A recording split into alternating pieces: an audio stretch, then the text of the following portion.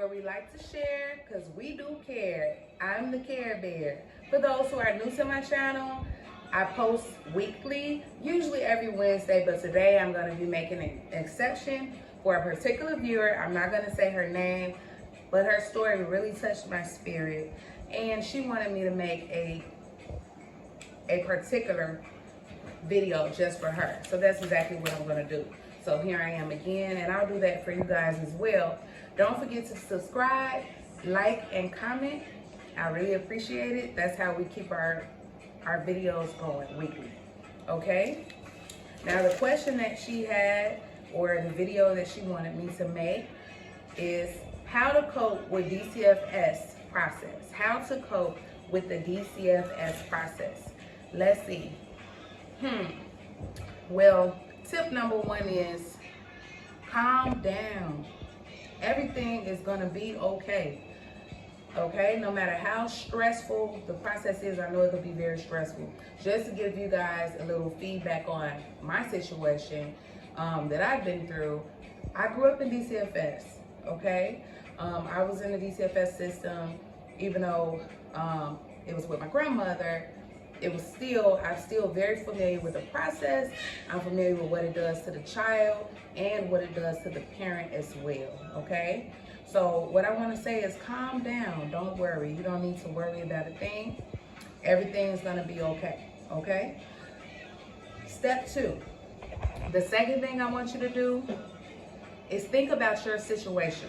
I want you to think long and hard about what happened, because sometimes we don't think back on what happened. I'm sorry guys, I'm gonna turn the music off for a second. I'll start it back at the end if that's okay.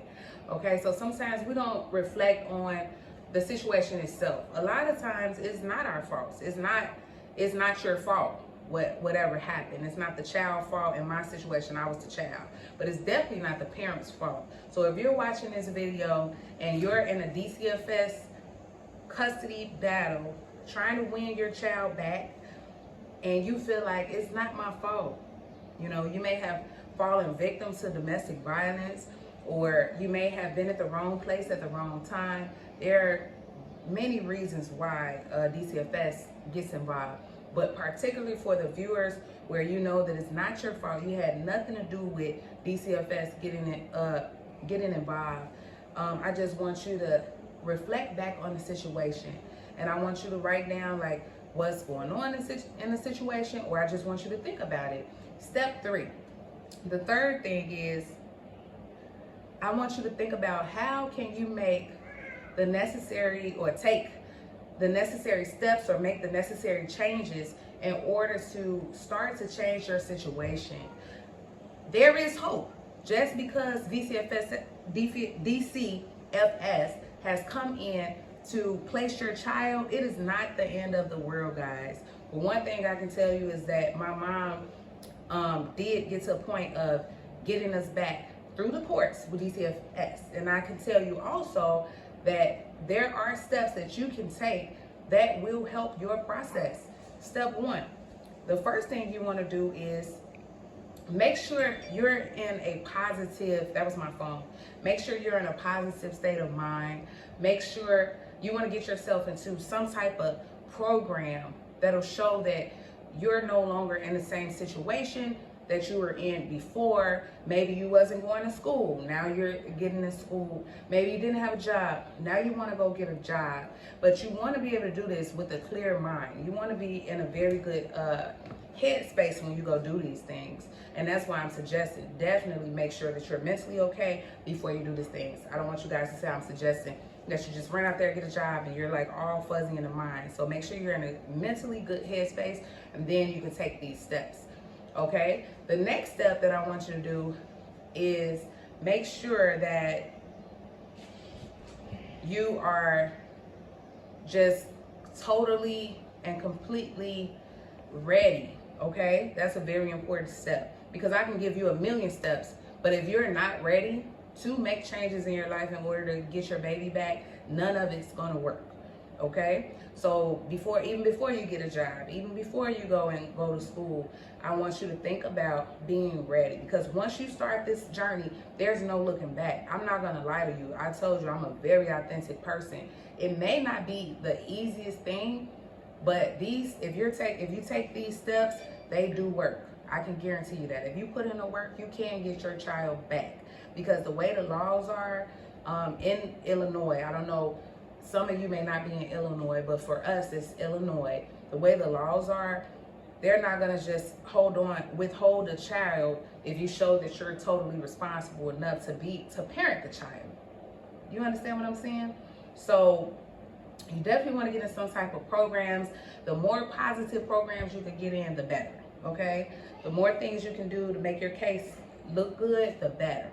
So I want you to get yourself into some programs, maybe attend even your local church, and you can even volunteer, and you can even volunteer for organizations like ours. We love to have you. I would love that. And I would love to stand by your side through the whole process of winning your child back, or whatever it is that you need, because that's why I'm here, okay?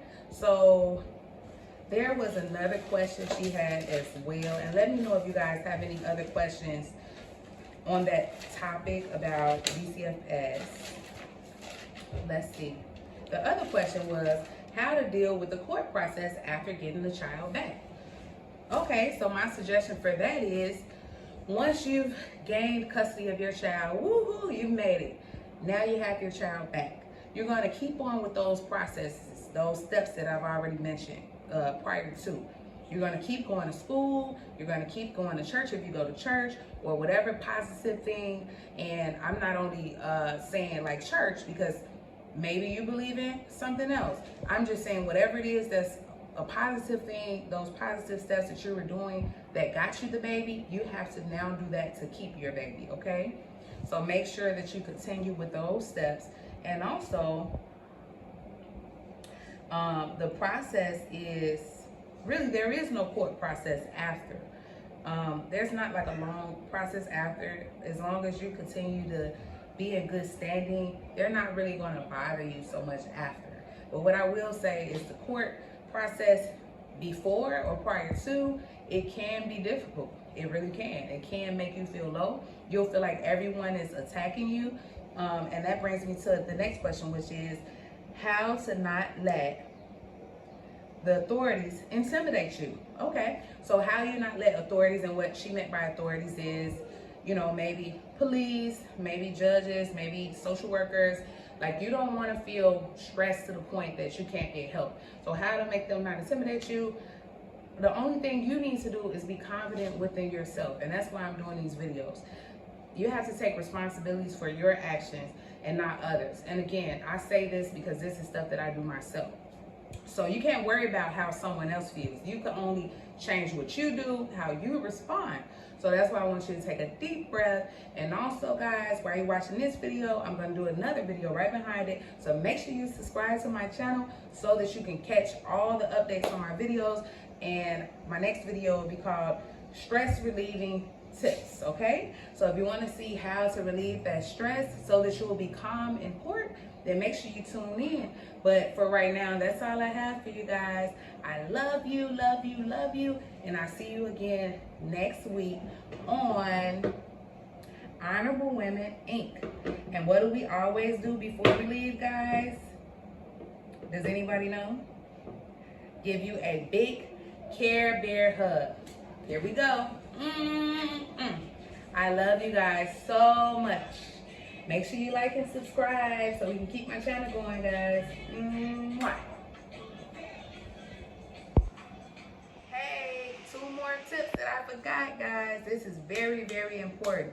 Number 1, make sure that you don't have those people who got you in the situation in the first place.